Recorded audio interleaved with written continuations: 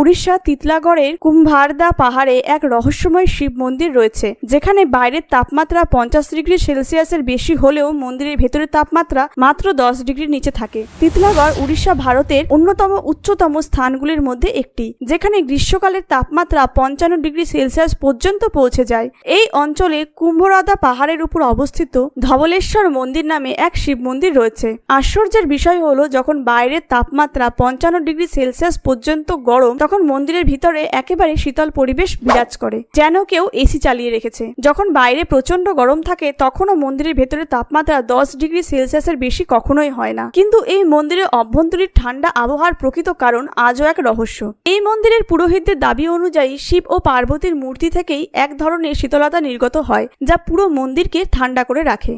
এমনকি গ্রীষ্মকালেও পুরোহিতদের দিনভর কাঁথা বা কম্বল ব্যবহার করতে হয়। তবে যদি কেউ মাত্র 5 মিনিটের জন্য মন্দিরের বাইরে দাঁড়িয়ে থাকে, সে নিশ্চিতভাবে প্রচন্ড গরমে ঘেমে যায় এবং অসুস্থ হয়ে পড়ে। এখনো এই অলৌকিক ঘটনাটি বৈজ্ঞানিক ব্যাখ্যা পাওয়া যায়নি, যা এটিকে আরো রহস্যময় করে তোলে। এতে আপনাদের কি মতামত কমেন্টে জানান। ভিডিওটি ভালো লাগলে একটি লাইক এবং চ্যানেলটিকে সাবস্ক্রাইব করতে ভুলবেন না।